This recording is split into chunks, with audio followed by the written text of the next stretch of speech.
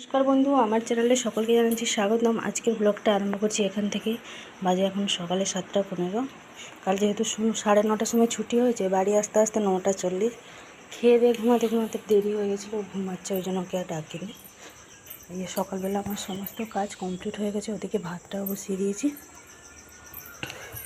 আজকে খুব সকাল সকালে একদম চান করে ভগবানকে সেবা দিয়ে দিয়েছি।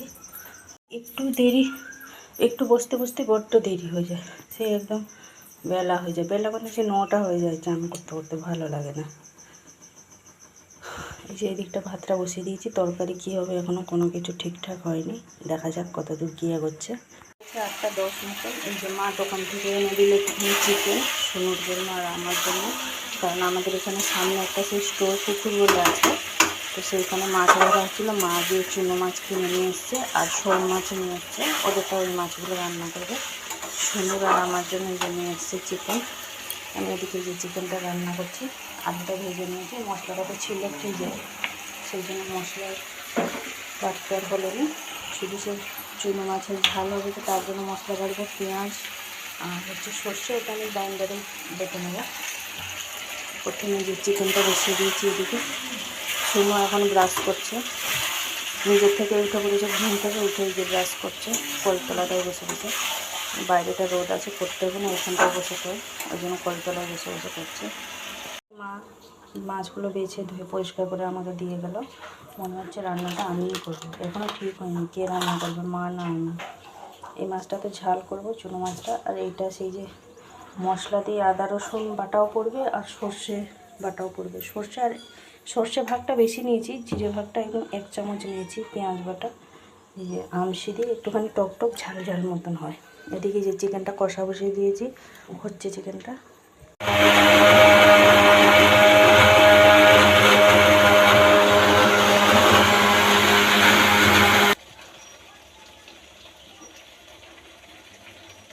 চিকেনটা কষা হয়ে গেছে, সোনুর জন্য যে বের করে নিয়েছি চিকেন কষা।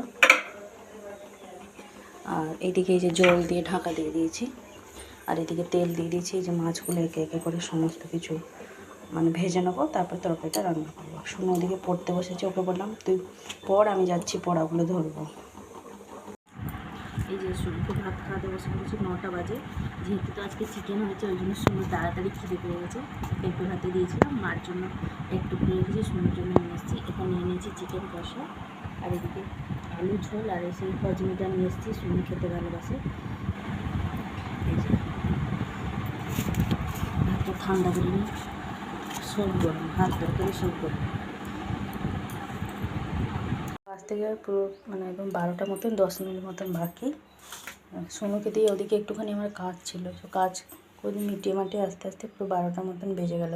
তো আজকে কী কী রান্না হয়েছিল দেখাতে পারিনি। এই যে চিকেনটা আলু দিয়ে এভাবে পাতলা ঝোল করেছি।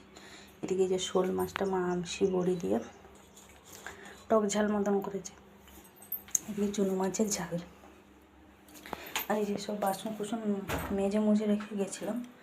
যাই হোক, এখন ওই যে কিছুটা বোতল আছে, 4-6টা মতন বোতল নিয়েছি, জল ভরে একটুখানি ফ্রিজে রাখবো।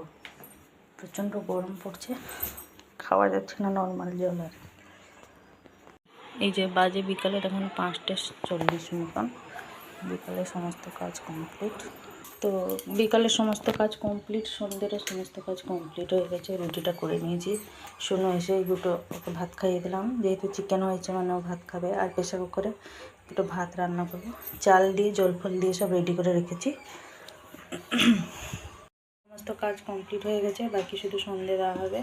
সোনু তো পড়া আছে সন্ধ্যেবেলা। তো আজকে ভিডিওটা বেশি বড় করছি না, আজকে এই পর্যন্তই। আবার দেখা হচ্ছে আপনাদের সাথে আগামীকাল আরেকটা নতুন ব্লগে। সবাই ভালো থাকবেন, সুস্থ থাকবেন। আমার ভিডিওটি ভালো লাগলে লাইক দেবেন। নমস্কার।